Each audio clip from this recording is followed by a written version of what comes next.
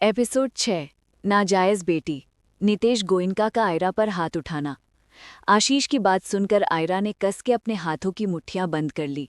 उसने सर टेढ़ा कर कोल्ड नजरों से आशीष को देखा और उसका मजाक उड़ाने वाले लहजे में बोली, मैं भी देखती हूँ किसकी इतनी औकात है जो मुझे यहाँ से निकाल सकता है। इस प्रॉपर्टी पर जितना हक तुम सबका है उतना ही मेरा है। वैसे तुम सब काफी पढ़े लिखे नजर आते हो, लेकिन मुझे नहीं पता था पढ़े लिखे इंसान भी गवार हो सकते हैं। बाय द वे, अगर प्रॉपर्टी से रिलेटेड लॉज का नहीं पता हो तो एक बार किसी अच्छे से एडवोकेट को बुलाकर पूछ लेना, उसके बाद मुझे इस घर से बाहर निकालने की प्लानिंग करना। Bloody tougher idiots. इतना बोल उसने उन सब लोगों को देखा जो गुस्से और घिन भरी नजरों से उसे ही देख रहे थे। ये लड़की सच में काफी बदतमीज हो गई है। इसने नीचे गिरने की सारी हदें पार कर दी हैं। अब ये हमें सिखाएगी कि लॉज क्या है। अगर इस लड़की का वश चले तो ये तो हमें शाम होने से पहले मुंबई शहर से निकलवा दे। कशिश को समुद्र में धक्का देने के बाद भी इसका मन नहीं भरा, जो अब ये अपनी जहर जैसी जुबान से जहर उगलकर हम सबको डसना चाहती है। वो तो कशिश इतनी समझदार है जो इसने अभी तक इसके किए कारनामों को दुनिया के सामने एक्सपोज नहीं किया, वरना हम तो फिर कहीं मुंह दिखाने लायक ही नहीं रहते। मिसेस गोयनका ने चीखते हुए अपनी कड़वी आवाज में कहा। उनकी बात सुनकर अलीशा ने बेफिक्री से उन्हें देखा और बोरियत से बोली, ओह प्लीज, अब ये पुरानी रिकॉर्डिंग्स बजाना बंद करिए। कशिश कशिश, हर वक्त यही राग गाते रहते हैं आप लोग। सच कहूं तो सुन सुनकर कान पक गए हैं। अगर आपको अपनी कशिश इतनी ही प्यारी है तो इसकी एक पिक को फोटो फ्रेम में जड़वाओ और टेम्पल में रखकर रात दिन उस फोटो की पूजा करना। आप जैसे अंधे लोगों के लिए ये काम बहुत आसान होगा। गलती आप लोगों की भी नहीं है। जब लोग किसी की अंधी भक्ति पर उतर आते हैं तो फिर उन्हें उस एक इंसान के अलावा और कोई नजर नहीं आता है। आप सब बेवकूफ़ों के लिए ये कशिश नाम की देवी काफ़ी अच्छी रहेगी। वैसे मुझे एक बात समझ नहीं आती है, ये कशिश इतनी ही अच्छी है तो ये हमेशा यहीं क्यों पड़ी रहती है। जहाँ तक मुझे पता है इसके मॉम डैड इसमें नहीं रहते हैं। कहीं ये मिस्टर गोयनका की कोई नाजायज़ बेटी तो नहीं है। नहीं मतलब कोई अपनी दोस्त की बेटी से इतना क्लोज कैसे हो सकता है कि अपनी खुद की सगी बेटी को भूल जाए। ये कहकर अलीशा सोचने की एक्टिंग करने लगी। वहीं उसकी ये लास्ट लाइन सुनकर अब शॉक्ड होकर अलीशा को देखने लगे। नितेश जी, जिन्हें आयरा के लिए थोड़ा बुरा लगा था, उनका चेहरा गुस्से से कांप उठा। वो गुस्से से चलते हुए आयरा के पास आए और चीखते हुए बोले, बदतमीज। इतना कहते हुए उन्होंने अलीशा को मारने के लिए अपना हाथ ऊपर उठाया, लेकिन उनकी एक उंगली भी अलीशा के गाल को टच करती उससे पहले अलीशा ने उनका हाथ पकड़ लिया। अलीशा का चेहरा एकदम कोल्ड हो गया और वो अपनी ठंडी लाल नज़रों से मिस्टर नितेश गोयनका को घूर रही थी। अपने पिछले जन्म में जब वो बच्ची थी तब भी अलीशा ने कभी किसी का थप्पड़ नहीं खाया था, तो अब तो वो बड़ी हो चुकी थी, पूरे अंडरवर्ल्ड पर राज करने वाली क्वीन थी, तो अब वो कैसे किसी का थप्पड़ खा सकती थी, और वो भी ऐसे इंसान से जिसके लिए उसके दिल में नफरत के अलावा कुछ नहीं था। आज के लिए बस इतना ही, मिलते हैं नेक्स्ट पार्ट में। कुछ रीडर्स ने रिक्वेस्ट की इसलिए सेकंड चैप्टर दे दिया। आई नो चैप्टर छोटा है बट इतना ही लिखा गया। एपिसोड 7 नितेश गोयनका की आंखों में पानी या शॉक्ड नजरें। अलीशा का चेहरा एकदम कोल्ड हो गया और वो अपनी ठंडी लाल नज़रों से मिस्टर नितेश गोयनका को घूर रही थी। अपने पिछले जन्म में जब वो बच्ची थी तब ही अलीशा ने कभी किसी का थप्पड़ नहीं खाया, तो अब तो वो बड़ी हो चुकी थी, पूरे अंडरवर्ल्ड पर राज करने वाली क्वीन थी, तो अब वो कैसे किसी का थप्पड़ खा सकती थी, और वो भी ऐसे इंसान से जिसके लिए उसके दिल में नफरत के अलावा कुछ नहीं था। अलीशा ने गुस्से से नितेश गोयनका को देखा और अगले ही पल हंसने लगी। उसकी बेहद कोल्ड और सार्कास्टिक थी, जो किसी को भी कांपने के लिए मजबूर कर सकती थी। आयरा की ऐसी हंसी सुनकर एक पल के लिए वहां मौजूद सबके रोंगटे खड़े हो गए, यहाँ तक नितेश गोयनका के भी। अलीशा ने उनके हाथ पर अपनी पकड़ मजबूत की और हंसना बंद कर सर्द आवाज में बोली, आज ये गलती कर दी है। अगर अगली बार ऐसा कुछ भी किया तो आपका ये हाथ आपकी बॉडी से अलग करने में मुझे एक सेकंड भी नहीं लगेगा। आप मेरे कुछ नहीं लगते हो, इसलिए मुझ पर हाथ उठाने या कुछ भी बोलने का भी हक आपके पास नहीं है।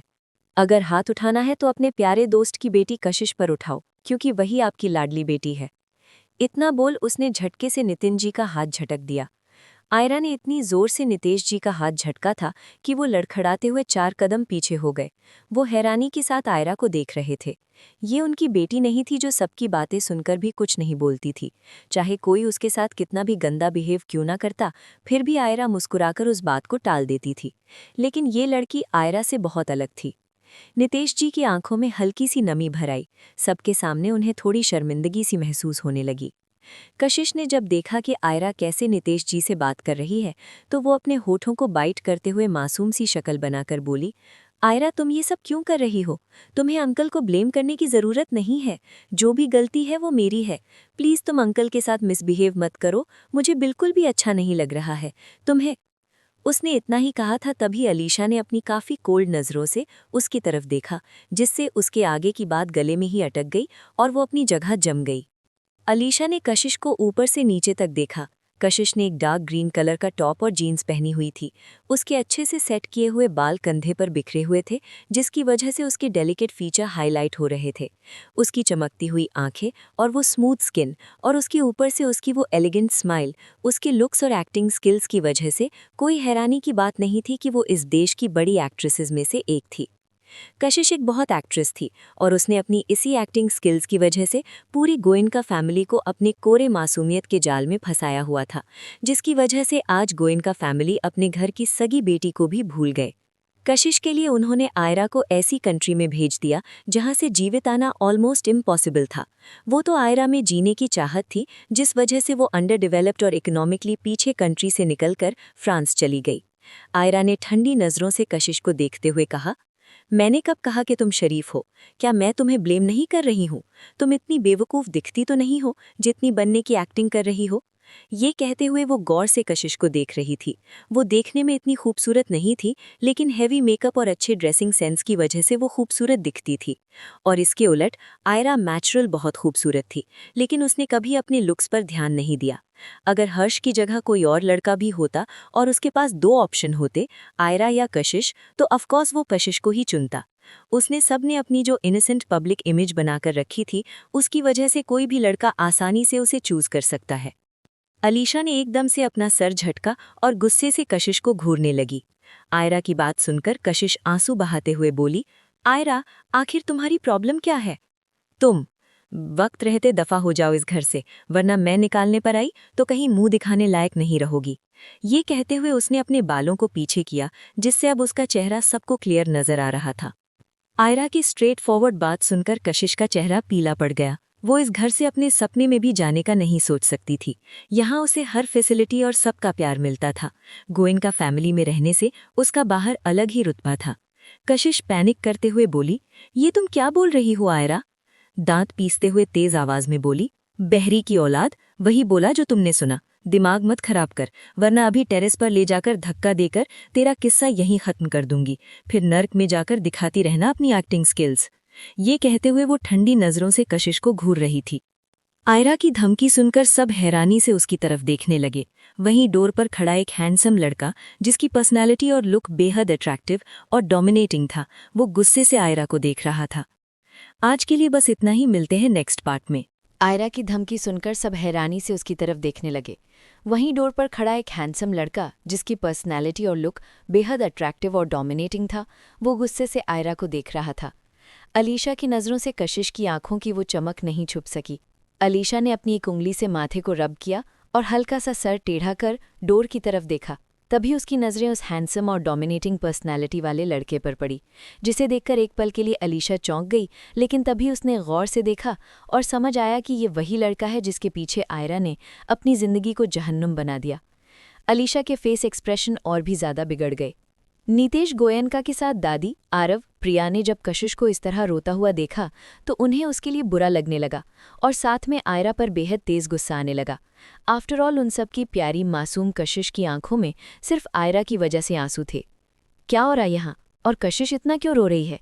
क्या फिर से आयरा ने इसे परेशान किया है? डोर पर खड़ा हर्ष अंदर आते हुए गुस्से से बोला। उसने सारी बातें सुन ली थी, लेकिन फिर भी उसने उन बातों को इग्नोर करके सबकी तरफ देखकर ये सवाल पूछे। हर्ष के सवाल सुनकर आरव उसके पास आया और उसके कंधे पर हाथ रखकर लंबी सांस लेते हुए बोला, कुछ नहीं, तुम्हें तो पता ही है ये लड़की तुम्हारे पीछे कितनी पागल है, और आज सुबह सुबह उठते ही इसका पागलपन फिर से शुरू हो गया है। इसका ये सो कॉल्ड एटीट्यूड, जिसके आगे ये किसी को कुछ नहीं समझती है। इसे लगता है कि कशिश की वजह से तुम इससे दूर हुए, जबकि इस बेवकूफ़ लड़की को ये समझना चाहिए कि तुम और कशिश नेचुरली एक दूसरे के क्लॉज आए हो। इसमें कशिश का कोई फॉल्ट नहीं है। उसकी बात सुनकर हर्ष ने एक नज़र रोती हुई कशिश को देखा, जो अपना सर झुकाए खड़ी थी। इस वक्त वो सच में बहुत मासूम लग रही थी।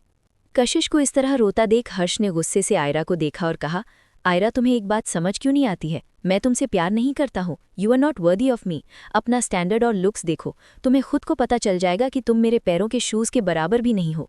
उसकी बात सुनकर अलीशा ने अपनी एक भौं ऊपर उठाते हुए एक नज़र ऊपर से नीचे तक हर्ष को देखा। वो सच में काफ़ी हैंडसम था, लेकिन क्या इस लड़के की आंखें खराब है जो इसे आयरा एक भिखारी नज़र आ रही है? क्या मतलब इसका कि मेरा कोई स्टैंडर्ड नहीं है? ओह यस, जब इंसान किसी का अंधा भक्त बन जाता है तो उसे उसके अलावा और कुछ नज़र नहीं आता है। अलीशा ने मन ही मन हर्ष का मजाक उड़ाते हुए कहा। उसने नज़रें उठा हर्ष के चेहरे को देखा और फिर बिना किसी खास एक्सप्रेशन के बोरियत से बोली, यस, अब मुझे समझ आ गया है कि तुम मेरे लायक नहीं हो। मेरा माइंड करप्टेड हो गया था, जो मैंने अपने 10 इयर्स ऐसे इंसान के पीछे वेस्ट किए जो एक लड़का नहीं, जगह जगह मुंह मारने वाला कुत्ता है। मेरा स्टैंडर्ड इतना भी लो नहीं है जो मैं एक डॉग जैसे ह्यूमन को अपना लाइफ पार्टनर चुनूं, जिसने मेरी जगह दूसरी लड़की को बचाना चुना। वो तो अच्छा हुआ जो उस अजनबी ने मुझे बचा लिया, वरना तुमने तो मुझे ऑलमोस्ट मरने के कगार पर छोड़ दिया था।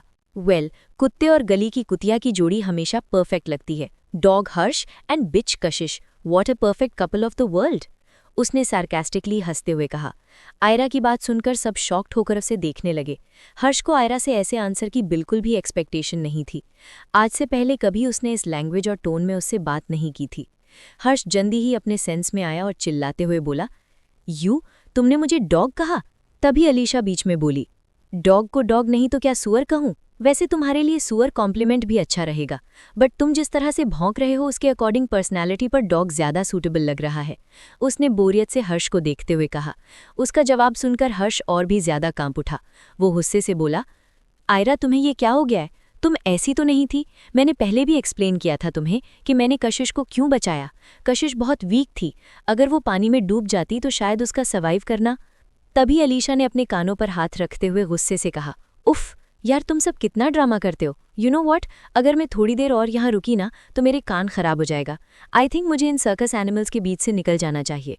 खुद से ये कहते हुए उसने बुरा सा मुंह बनाया और अपनी मॉम की तरफ देखा, जो हैरानी से हल्का सा अपना मुंह खोले उसे ही देख रही थी। सबका यही हाल था। आयरा उनका एक के बाद एक नामकरण कर रही थी और वो सब कुछ बोल भी नहीं पा रहे थे। आयरा अपनी मॉम के पास आई और उनका मुंह बंद करते हुए बोली, मॉम, मैं बाहर जा रही हूँ, रात तक आ जाऊंगी। मैं आऊं तब तक प्लीज इन सर्कस एनिमल्स को अपने रूम्स में भेज देना, वरना। इतना बोल उसने अपनी बात को अधूरी छोड़ दिया। तभी दादू गुस्से से बोले, वरना क्या?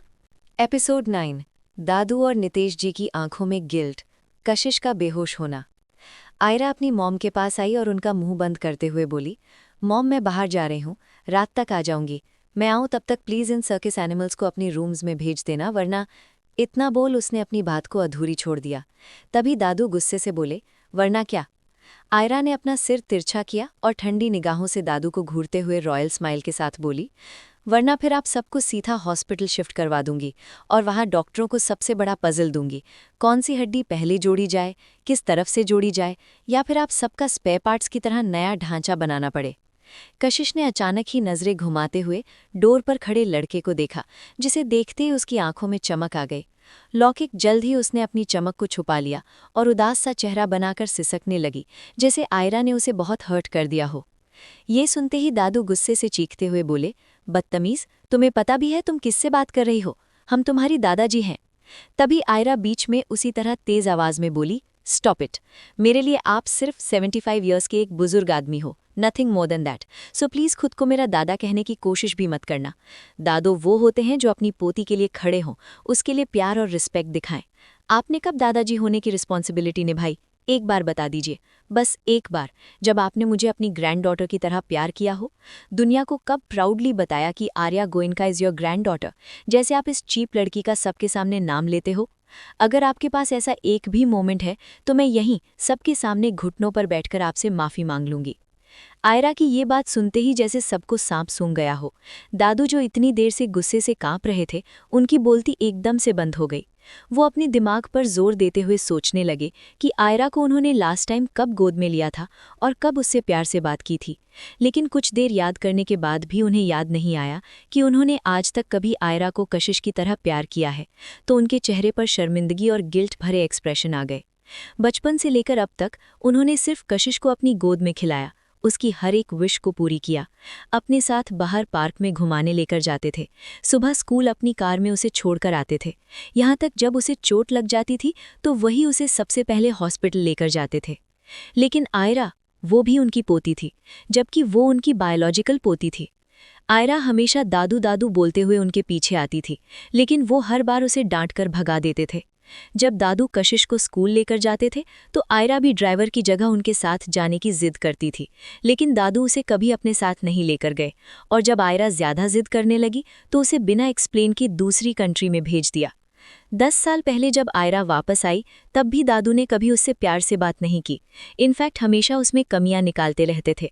उसका कंपैरिजन कशिश से करते थे कि वो कितनी टैलेंटेड है और इतनी कम उम्र में एक बहुत अच्छी एक्ट्रेस बन गई है, जबकि वो एक यूजलेस लड़की से ज्यादा कुछ नहीं है जो हमेशा बस गोयनका फैमिली को एम्बैरेसेस करती रहती है। 2 दिन पहले जब आयरा भी कशिश के साथ पानी में डूबी थी तब सबको सिर्फ कशिश की फिक्र थी। आयरा को किसी ने देखा तक नहीं था। वो उस अजनबी इंसान ने आयरा को पानी से निकाल हॉस्पिटल में एडमिट करवा दिया था। आयरा की मॉम ने चीख चीख कर सबको बताया था कि आयरा नहीं मिल रही है, लेकिन फिर भी किसी ने ध्यान नहीं दिया।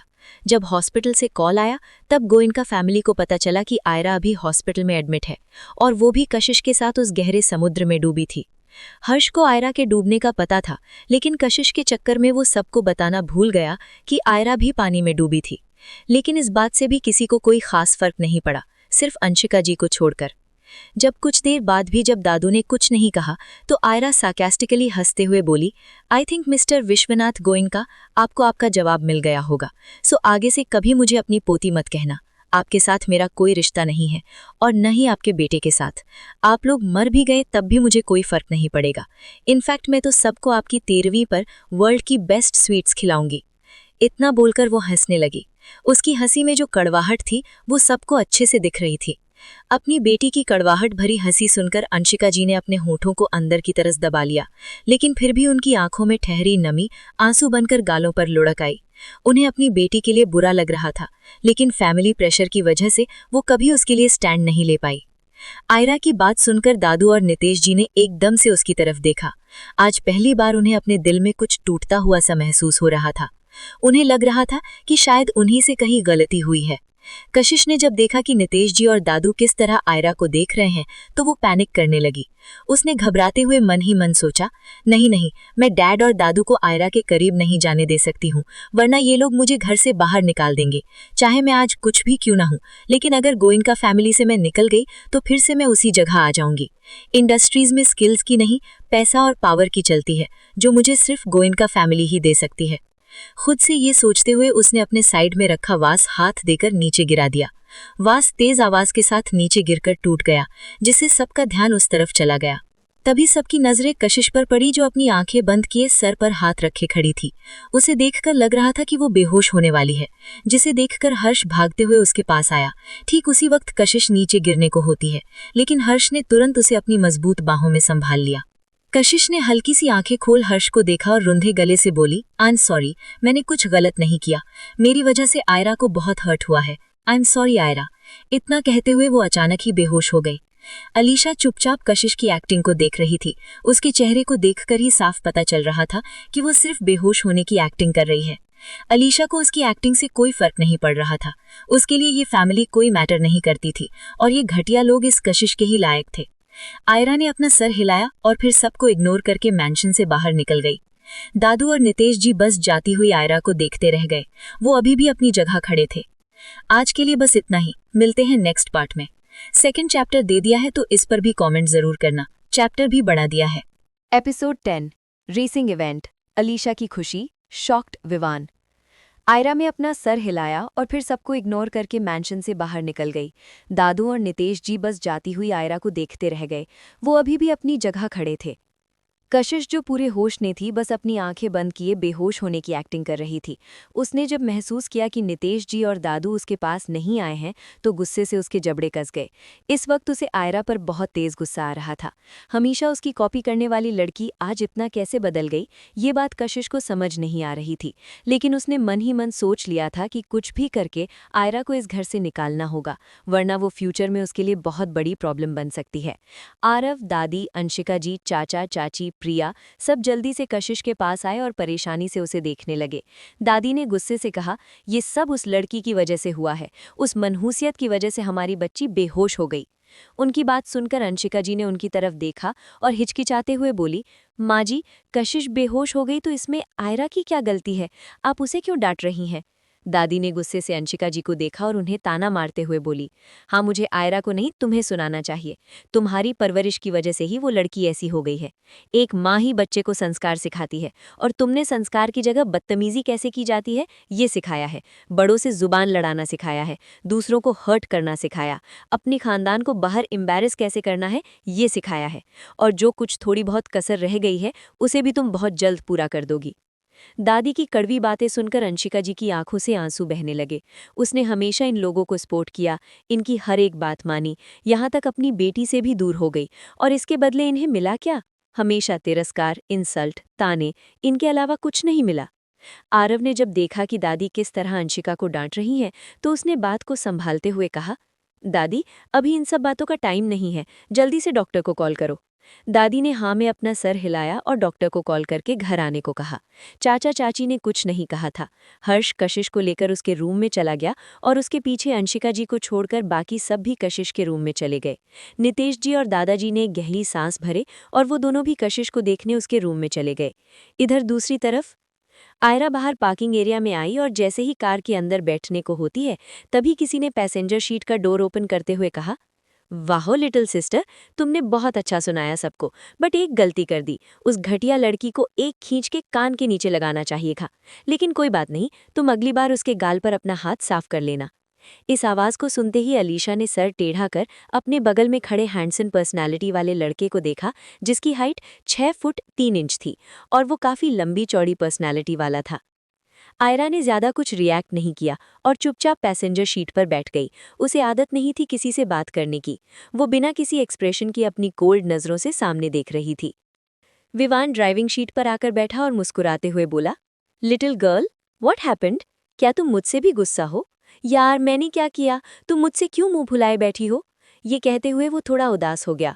आयरा और उसकी बॉन्डिंग काफ़ी अच्छी थी और पहले आयरा उसके साथ एक मिनट भी चुप नहीं होती थी, लेकिन अभी वो कुछ नहीं बोल रही थी, जिससे विवान को लग रहा था कि वो उससे भी नाराज़ है। विवान ने अभी कुछ महीनों पहले ही अपना बिजनेस शुरू किया था, जिस वजह से उसका बाहर की कंट्रीज में आना जाना लगा रहता है।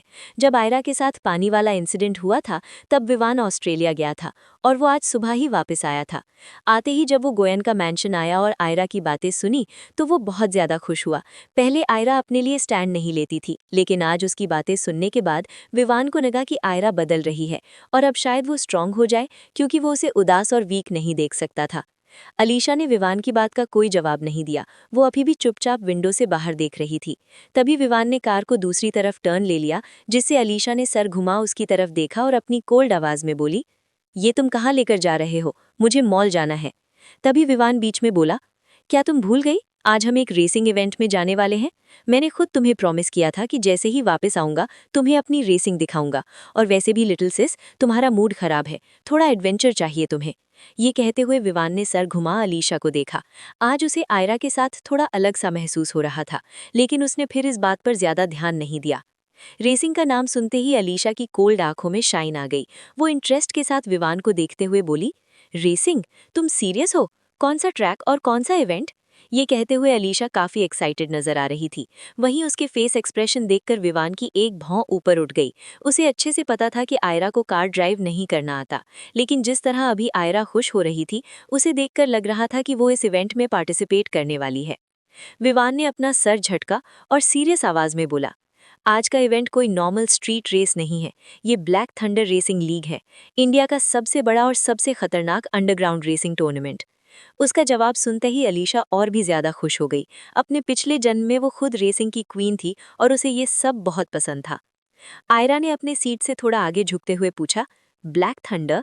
वो तो सिर्फ प्रो रेसर्स को एंट्री मिलती है ना? और ये वही है जिसे रेसिंग किंग्स ऑर्गेनाइज करते हैं? विवान ने सर हिलाते हुए कहा, बिल्कुल। रेसिंग किंग्स कोई नॉर्मल ऑर्गेनाइजेशन नहीं है। ये इंडिया की टॉप 5 फैमिलीज का सीक्रेट क्लब है। यहाँ आने का मौका सबको नहीं मिलता, सिर्फ इनविटेशन ओनली, और वो भी तब जब तुम्हारी रेसिंग में पहचान हो। मुझे पार्टिसिपेट करने का टिकट मिला क्योंकि मैं अक्सर रेसिंग इवेंट में इन्वॉल्व्ड होता हूँ। तभी अलीशा बीच में बोली, तुम्हारी जगह आज इस रेस में मैं पार्टिसिपेट करूंगी, तुम अपना टिकट मुझे दो। ये सुनते ही विवान एकदम से शॉक्ड हो गया। उसने झटके से कार को ब्रेक लगा रोका और ऑलमोस्ट चिल्लाते हुए बोला, क्या कहा तुमने? तुम इस रेस में पार्टिसिपेट करना चाहती हो? ये कहते हुए वो हैरानी से आंखें बड़ी बड़ी किए अलीशा को देख रहा था। आज के लिए बस इतना ही, मिलते हैं नेक्स्ट पार्ट में।